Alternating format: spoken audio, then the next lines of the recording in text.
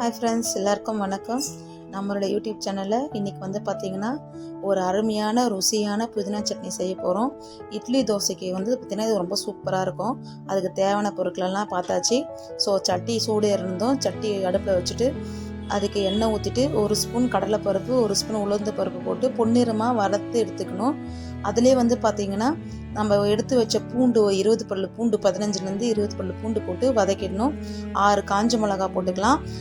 என்கிட்ட காஞ்ச மிளகா இருந்தது, காஞ்ச மிளகா போட்டேன். நீங்கள் வேணுன்னா பச்சை மிளகா போட்டிங்கன்னா சட்னி க்ரீன் கலரில் இருக்கும். ஸோ நான் ரெட் கலர் மிளகா யூஸ் பண்ணுவேன். சட்னி கொஞ்சம் கலர் சேஞ்ச் ஆகிருக்கு.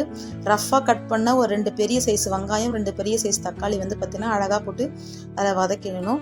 2 கைப்பிடி புதினா வந்து க்ளீன் பண்ணி கழுவி எடுத்து வச்சுக்கோங்க. 1 கைப்பிடி கறிவேப்பிலை கழுவி எடுத்து வச்சுக்கோங்க. 1 கைப்பிடி கொத்தமல்லி கழுவி எடுத்து வச்சுக்கோங்க தனித்தனியாக.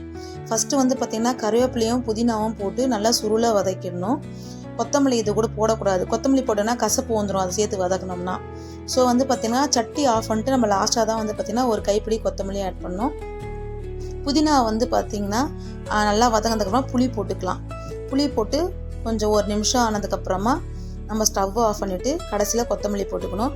அதை ஆற வச்சுட்டு மிக்சியில் வந்து பார்த்திங்கன்னா 4 துண்டு தேங்காய், 1 துண்டு இஞ்சி, உப்பு, காஞ்ச மிளகாய் எடுத்து தனியாக குறை நல்லா அரைச்சிட்டு வந்துடணும். எல்லாமே ஒன்றா போட்டால் சரியாக அரைப்படாது, தேங்காய் அங்கங்கே மாட்டிக்கும்.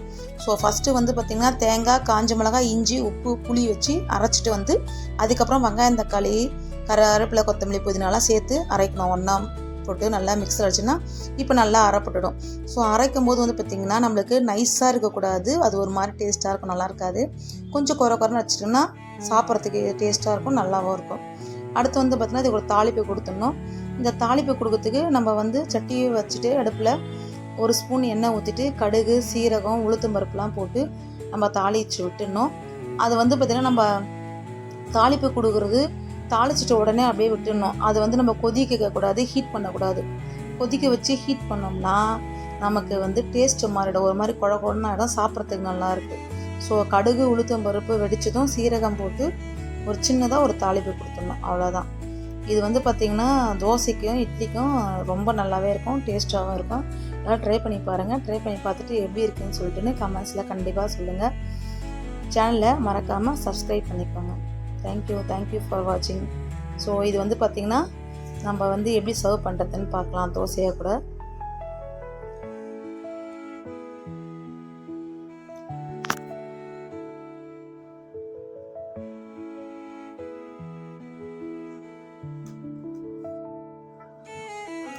வாங்க நம்ம வந்து இப்போ நம்ம இதை ட்ரை பண்ணி பார்க்கலாம் எப்படி இருக்குதுன்னு சொல்லிட்டுன்னு.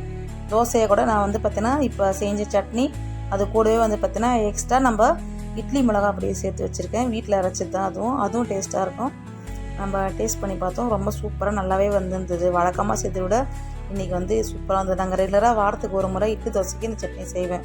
ஸோ ரொம்ப நல்லாயிருக்கும். நீங்கள் ட்ரை பண்ணி பாருங்கள். ட்ரை பண்ணி பார்த்துட்டு எப்படி இருக்குன்னு சொல்லி